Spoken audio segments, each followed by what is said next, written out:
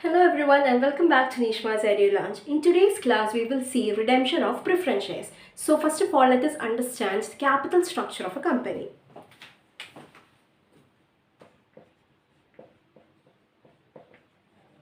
Capital has two parts, that is, first one is owners fund, and the next one is debt. Okay, so we will understand both these subdivisions of capital first. So what do you mean by debt? Debt is the borrowed fund from third parties, that is someone who is outside business. For example, the employees, financial institutions, commercial banks, then your issue of debentures, etc. Debenture holders, all those come under debt. So which are the examples? Bank loan. Example, bank loan. Then we have the debentures, and other advances received from employees, financial institutions, etc. All those come under debt. Okay, that is a fund that is borrowed from third party. Okay, someone who is outside business. Okay, so that is what is known as debt. Now, coming to owners fund, it can be again divided into two, namely equity shares and preference shares.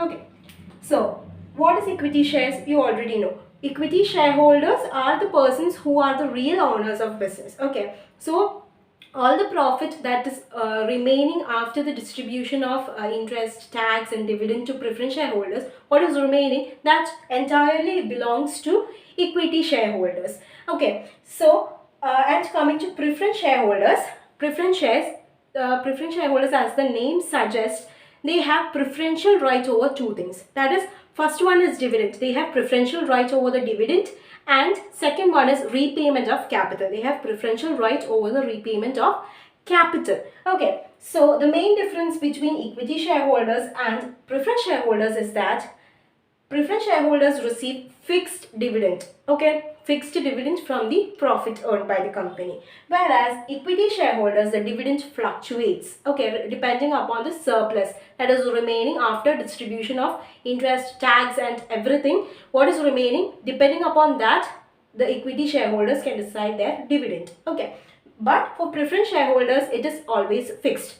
Okay, so this is the main difference between equity shares and preference shares. Okay, so at a glance, when you look at this, both preference shareholders and equity shareholders are the owners of fund, but equity shareholders are more privileged with respect to the profit.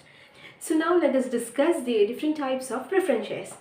Starting with cumulative preference shares. Cumulative preference shares, if the preference shareholders does not receive dividend in 1 year, they can claim the same in the next year. Okay, that is that right to claim dividend does not get lapsed. Okay, this happens when the company has insufficient profit to distribute it to the shareholders. Okay, that is, there is no dividend to be distributed. In that case, the preference shareholders as well as equity shareholders will not receive any dividend in that year. But the company will make a promise to pay the same, okay, same dividend in the next year, or in the year when the company earns sufficient profit.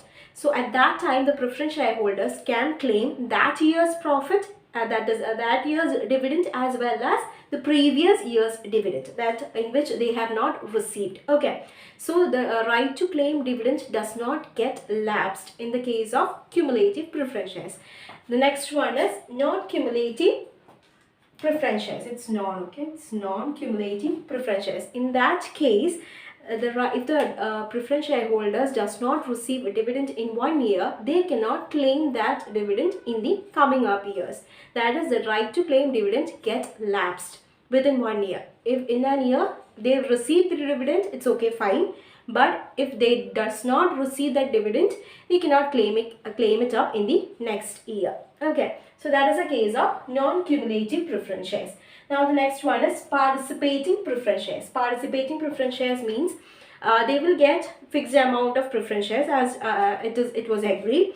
Then if there is any surplus, even after giving dividends to equity shareholders, sometimes profit remains. Okay, there will be surplus.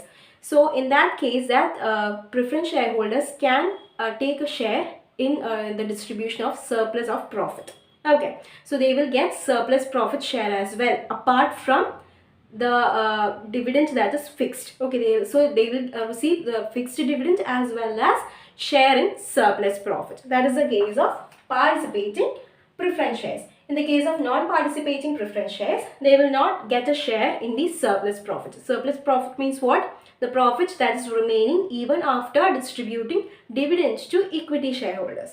Okay, so the preference shareholders, if they are non-participating, then they will not have a share in the surplus profit. Okay. In the case of redeemable preference shares has to be redeemed or repaid in the course of lifetime of the company. So before winding up, the company will have to repay the capital that is borrowed from preference shareholders. That is the case of redeemable preference shares. So they have to be redeemed within the lifespan of the company. Okay, that is redeemed means what? To repay. Okay, redeem means to repay. Then irredeemable preference shares. Irredeemable preference shares means they need to be repaid only at the time of winding up. Okay, before that they did not ask for repayment of capital. They can only be repaid at the time of winding up. So that is the case of irredeemable preference shares. Now coming to convertible preference shares, such type of preference share holders will have a privilege to convert their preference shares into equity shares after a period of time. They will be offered some span, that is lock-in period, say for 10 years or 5 years. After that, they will be given an option whether to convert it into equity shares. So if the shareholders are willing, they can convert it into equity shares. Then non-convertible preference shares. In the case of non-convertible preference shares, they will have to be repaid after a particular time. They will not be given an option to convert it into equity shares. So these are the 8 types of preference shares. Now let us move on to the redemption of preference shares. Okay, so now let us discuss the points to be remembered. Okay, so first one is preference shares have to be fully paid. Okay, in order to redeem the preference shares, first you have to make sure that all the preference shares are fully paid up. Okay, that means if some call is remaining to be called up, then that must be called first. Only then we can go to the procedure of redemption. So that must be noted. Now the second point is redemption should be made out of divisible profits or from fresh issue of shares. Okay, so for meeting the redemption money, the company can make a utilization of its free reserves or divisible profits, or they can go for issue of shares. Okay, fresh issue. So whatever proceeds they receive from the fresh issue can be utilized for the purpose of redemption of preference shares. Okay. Now the next point is premium of redemption should be provided from profits of the company. Okay, that must be strictly followed as per the section 133 of Companies Act 2013. Okay, so if the preference shares are redeemed at a premium, okay, so in that case the premium is an extra amount. When the company have to pay it, for them it is an expense. So premium on redemption must be met from the divisible profits of the company, that is from general reserve or from statement of profit and loss. Okay, so that is the third point. And the fourth point is amount equal to the nominal value of preference shares should be transferred to capital redemption reserve, which can be used for issuing bonus shares. So here you have come across a new term, that is capital redemption reserve. Okay, this is an important topic. Okay, so when you are redeeming the preference shares, its nominal value or the face value, okay, that amount should be transferred to capital redemption reserve. Okay, that is a strictly followed rule. The amount equivalent to nominal value of preference shares redeemed has to be transferred to capital redemption reserve. Okay, which can be used for issuing bonus shares. Now bonus shares is another new term for you. Bonus shares means it is a shares issued by the company to the equity shareholders completely free of cost. That means the equity shareholders need not pay any money in return for receiving shares. but bonus issue will be always made in a particular proportion. Okay, that is, we will learn more about that in the later sessions. Okay, so these are the points that you should keep in mind while you're doing the problem. First of all, you must check whether the preference shares are fully paid. If not, you have to make it fully paid by passing the journal entry for making final call. Then the next one is, when you're redeeming, make sure that you have the sufficient fund in your reserves or in the statement of profit and loss. If not, you have to go for fresh issue of shares. Then third point is, if there is premium on redemption, that should be completely met from the divisible profits of the company. And finally, you have to transfer the nominal value of preference shares redeemed to capital redemption reserve account. Okay, so these are the points that you should keep in mind. So now let us quickly go through the journal entries of redemption. Okay, so first one is to make final call, right? So final call, you have to pass it preference shares final call account debtor to preference share capital. Just like you do in the case of shares, you have to call the final call. Then after that, you have to collect the money from final call, that is bank account debtor to preference share capital. So that is the first part. If you have done that, you need not worry about it. The next journal entry is claim becomes due. That is when the amount becomes due to the preference shareholders. Okay, preference shares have which balance? Credit balance. It's a liability for the company. So now you are going to redeem it. So that means your liability is going to decrease. Right. So you have to debit the preference shareholders capital account. Preference shares capital account. Okay. So that must be debited. Redeemable preference shares capital account debtor to whom you are going to pay the amount? To the preference shareholders, right? So to redeemable preference shareholders account. So you have to credit them because they are your creditors. That is a liability for you. Creditors like the shareholders, you have to repay them the capital. So they are like your creditors. So they will be credited. Okay. So redeemable preference shares capital account debtor to redeemable preference shareholders account. So that is when the claim becomes due and it is at par. Okay. That means you are going to redeem the preference shares at the nominal value or the face value. Okay. Now let us look when you are going to redeem the preference shares at premium. Okay. So when it comes to premium, there is a slight change in the journal entry, that is redeemable preference shares capital account debtor premium on redemption account debtor to redeemable preference shareholders account. Okay, so here a new item has come in, that is premium on redemption. I have already told you premium on redemption is an expense for the company because the company will have to pay extra amount to the shareholders. Okay, so in that case that will be debited because premium on redemption is an expense. All expenses have which balance? Debit balance. So it will be debited. Okay, so that is the journal entry. Now the third journal entry is the settlement of the claim. That is, you're going to pay the shareholders. Okay, so what will be the entry?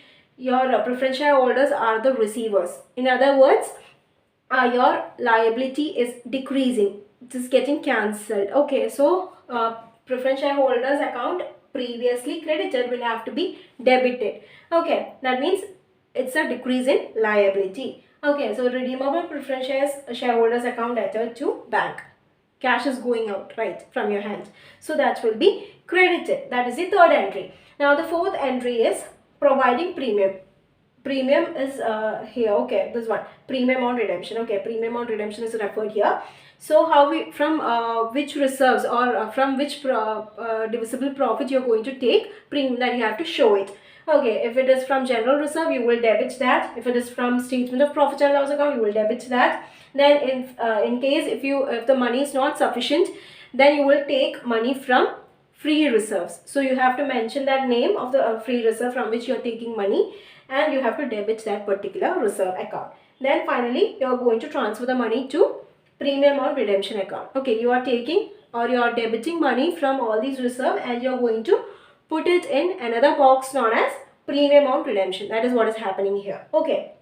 So this is the general reserve account debtor, statement of profit and loss account debtor, other free reserves account debtor to premium on redemption. So the next journal entry is to transfer the amount to capital redemption reserve. So for that you have to calculate the nominal value of preference shares to be redeemed. Then that amount equivalent to that amount should be transferred to capital redemption reserve. So you have to take it from general reserve and statement of profit and loss. Okay, and other free reserves if it is available. Then, so what will be the journal entry? General reserve account debtor, statement of profit and loss account debtor to capital redemption reserve. Okay, and you have to credit a capital redemption reserve with the amount of nominal value of preference shares redeemed. Okay, then after that, if the amount is not sufficient for you to redeem the preference shares, then you can go for fresh issue of shares. So in that case, you will have to pass the journal entry for fresh issue.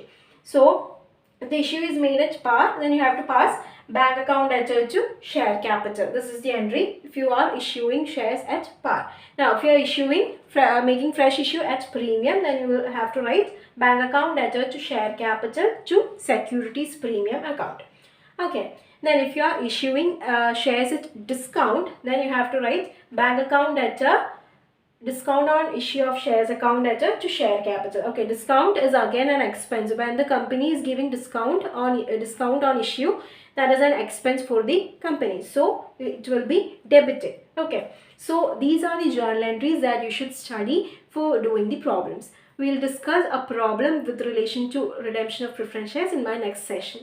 Thank you.